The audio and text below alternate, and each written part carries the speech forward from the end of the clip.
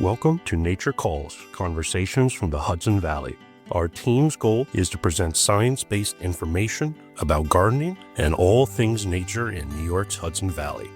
Our hosts are Master Gardener volunteers for the Cornell Cooperative Extension of Columbia and Greene counties, midpoint along the Hudson River Valley. So if you're interested in gardening or nature or just nuggets of information about what's happening outside your door, listen in and enjoy the conversation. Whatever the season, we'll always have something to talk about.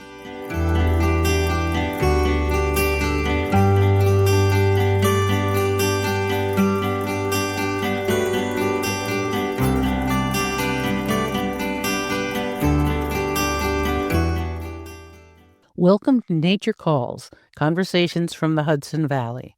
Today is the third part of the retrospective series, It's All Greek to Me, an overview of botanical language discussed by narrator Jean Thomas.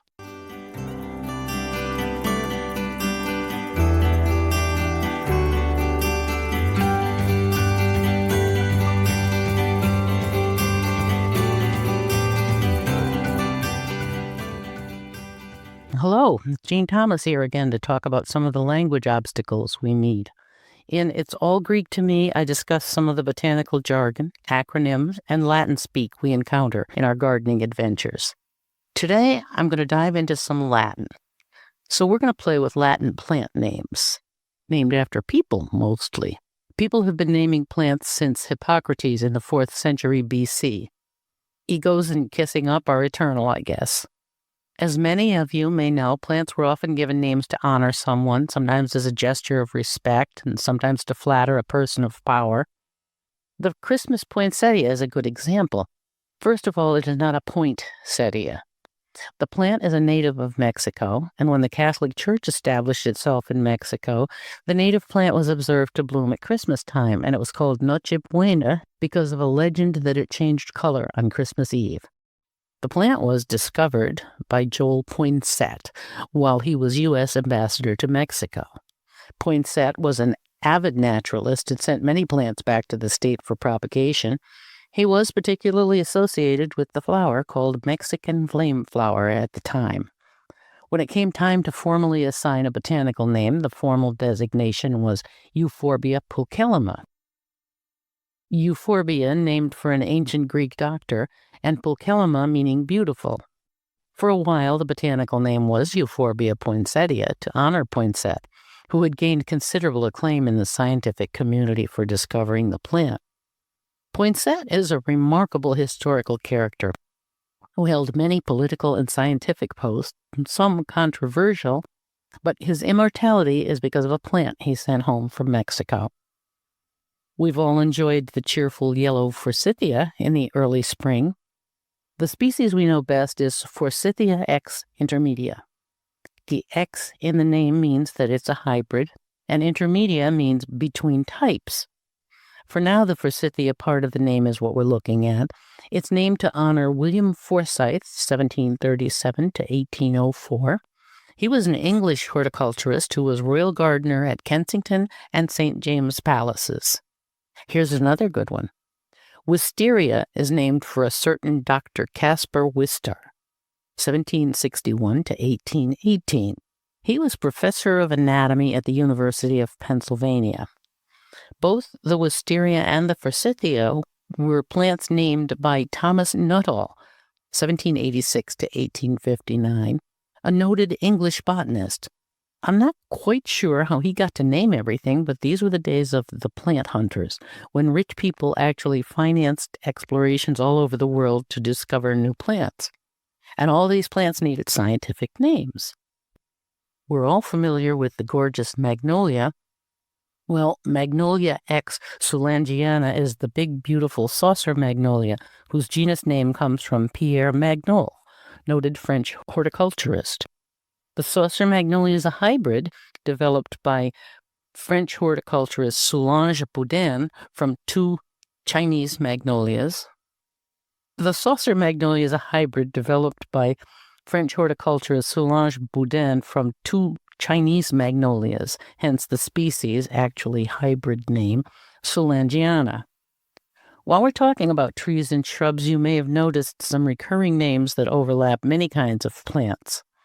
The very honored botanist C.S. Sargent, remembered by Sargentii in many genus names, Robert Fortune, Fortuneii, Carl P. Thunberg, Thunbergii, and a French missionary/botanist/zoologist, Father Pere Armand David, davidii, all were botanical superstars in their day and lend their names to many different plants. One last group of plants for our consideration, the herbaceous flowers. Fuchsia is a genus named for Leonard Fuchs, a botanist who lived in the 1500s and published an herbarium that was called one of the most beautiful books in the world. Now it is not only a genus of flowers, but Fuchsia is the middle name of the musician Sting's daughter, in case you needed to know. Dahlia is a familiar name to gardeners. It's named for Dr. Anders Dahl, a Swedish botanist and student of Linnaeus. There are 42 species of dahlia, and the range of colors, sizes, and shapes is phenomenal. And last but not least is the lobelia. There are 415 species, including many popular perennials like cardinal flower and the great blue lobelia. Dr. Mathias De Lobile was physician to a Dutch prince, and later to England's James I. He was also a noted botanist, and the great Linnaeus himself bestowed the name lobelia on this huge genus. If you're curious about these historic characters, head for your local library and check out The Plant Hunters by Anita Silvey. I think that's enough for today. Thanks for listening to It's All Greek to Me.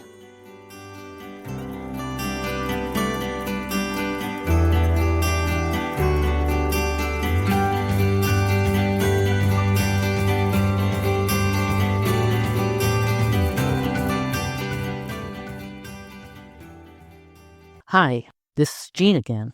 Welcome to another segment of It's All Greek to Me. As promised, I'll be talking about the mysterious topic of pH. That's spelled little p, capital H. If you've done any serious gardening at all, you've heard discussions about pH and the high or low numbers you get when you get a soil test and what your vegetables prefer.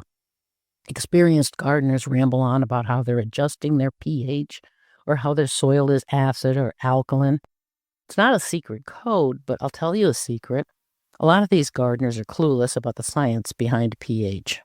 All we know or care about really is the results. It's kind of interesting to take a look into the science of soil chemistry. Don't panic, chemistry was the one class in school that just plain baffled me. So here goes. pH is commonly defined as potential of hydrogen or power of hydrogen. This whole scale starts with plain water, H2O. That's 2 hydrogen molecules to 1 oxygen molecule. Pure water is considered neutral for purposes of this scale, or the number 7. There's no way I'm going to discuss the choice of numbers in this scale. It's tough enough to try to explain how it's useful to gardeners. Let's think back to school experiments with litmus paper that changed color. When we start with pure water and add components of the soil, a reaction happens. Water consists of positive hydrogen cations and negative hydroxyl anions. That's how the molecule's constructed. If the solution created dissolves and produces more hydrogen ions, an acid solution is created. If the solution creates more hydroxyl ions, the solution is deemed base or alkaline. So a pH test measures the positive hydrogen versus the negative hydroxyl and assigns a place on the scale. Neutral is plain water at 7. Negative or acid tests as less than 7. The lower the reading, the more acid it is. Higher readings mean more alkaline. There are many soil tests available based on this system of measurement. So how does this apply to the soil we plant into? Well, the acidity or alkalinity of soil determines what nutrients become available to the plants. Hydroxyl ions interfere with uptake of certain nutrients, so most plants thrive more readily in a soil with a pH closer to neutral or slightly acid because a wider variety of nutrients are accessible. As you choose plants, then, pH is important. If you first find the pH value of your soil, then find the pH requirement of the plants you want to grow, you have the core data to become successful. If your soil is very acid and you want to grow blueberries or azaleas, you're in luck. If you have alkaline soil and want to grow blueberries or azaleas, you get to become a chemist in a way. Here's where you learn about soil correction. When you ask an expert how to change your pH, you'll most likely get a casual response of either add sulfur for more acidity or add lime for more alkaline soil. They're probably correct, but it requires more attention to detail than just slinging a bag of additive onto the soil. Most importantly, you're working with minerals to change things. Give the amendment at least a year to work into the soil before you plant. And as always, Cooperative Extension Master Gardener volunteers can help with the details. Well, that was some brain exercise. Let's treat ourselves to some lighter fare. I was wondering the other day if there was a new hybrid of monkshood. Monkshood is botanically called Aconitum napellus. Aconitum is probably from the Greek word akon, meaning dart, as it was used in an arrow poison, and napellus refers to the root from which the poison was derived. The name monkshood describes the shape of the gorgeous blue flower that looks like a monk's hood or a medieval helmet. Whenever I admire my own plant, I think there must be a variety named after Darth Vader from Star Wars fame. Finally, I looked for one, but there isn't one yet. However, much to my delight, I found a begonia, Darth Vaderiana. It's a newly discovered begonia species that's almost perfectly black with a lime green edge. They're still pretty rare, but I think I need one. Gotta go now. Gotta rest up from all that pH talk. Let's talk some more Latin next time.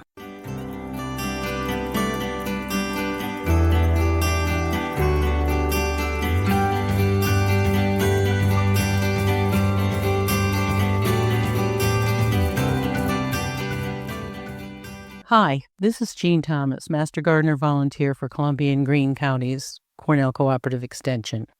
Welcome to another round of It's All Greek to Me, a regular feature of Nature Calls Conversations from the Hudson Valley. As promised last time, we're looking at acronyms today. They're one of my admittedly many pet peeves. Just for fun, we'll dissect the word into its Latin roots. Acro means from the extremities, as from the initials of words in this case. Nym, of course, means name. So an acronym is a word formed from the first letters of a series of words. This may have been born as a continuation of the common usage of the words homonym, synonym, antonym, etc. Apparently, wide use of acronyms only developed in the 20th century, but it has certainly become rampant. Oh, here's a digression. If the letters are sounded out, as in AT&T or AM/PM, that's not an acronym. It's called initialism. If you're still unclear, here are some common acronyms: SCUBA, radar, laser, and my personal favorite, Yahoo. All right, here goes. Radar is radio detecting and ranging.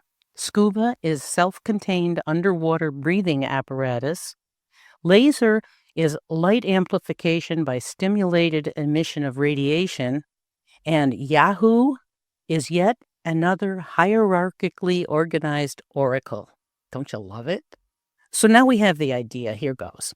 By the way, many government agencies have to post lists of acronyms and initialisms they use, and there are dozens of the lists online.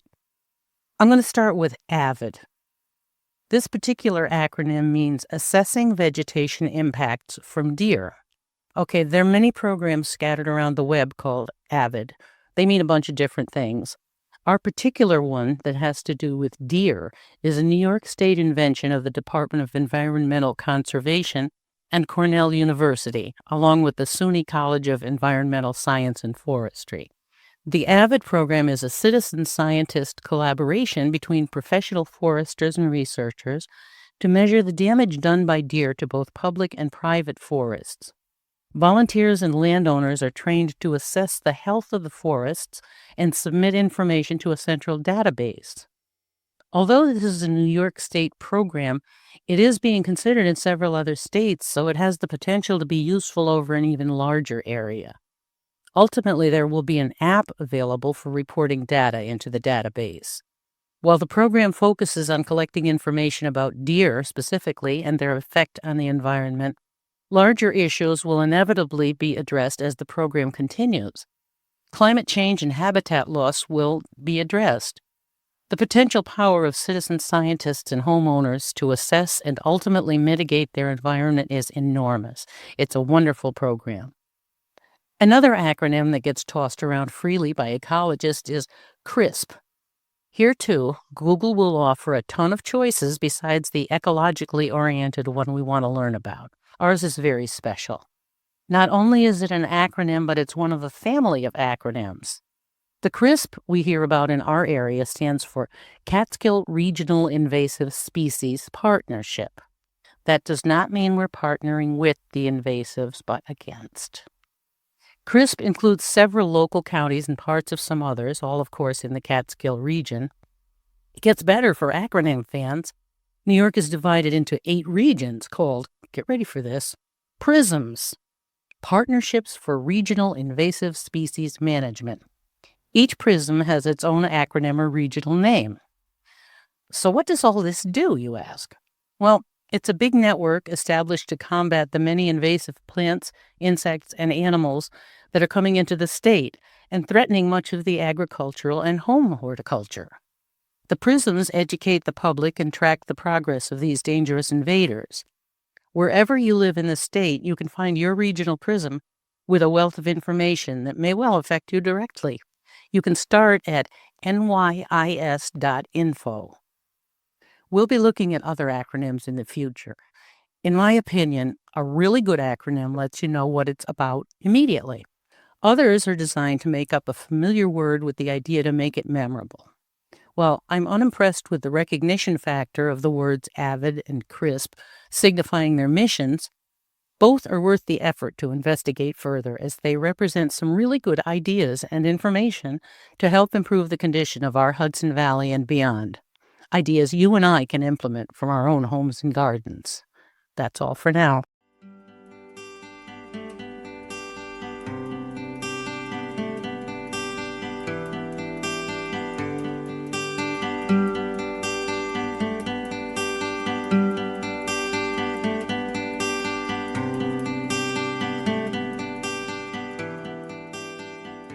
That concludes another episode of Nature Calls, Conversations from the Hudson Valley. We would like to thank Xandra Powers and Devin Connolly from the Cornell Cooperative Extension of Columbia and Greene Counties for production support. And a special thanks to our listeners for joining us on this episode of Nature Calls, Conversations from the Hudson Valley. You can find links to any of the topics mentioned in this episode at our website at ccecolumbiagreen.org. Comments and suggestions for future topics may be directed to us at columbiagreenmgv@cornell.edu or on the CCE Master Gardener Volunteers of Columbia and Greene Facebook page. For more information about CCE of Columbia and Greene, visit our website or visit in person during business hours at our campuses in Hudson or Acra. Cornell Cooperative Extension provides equal program and employment opportunities in accordance with applicable laws.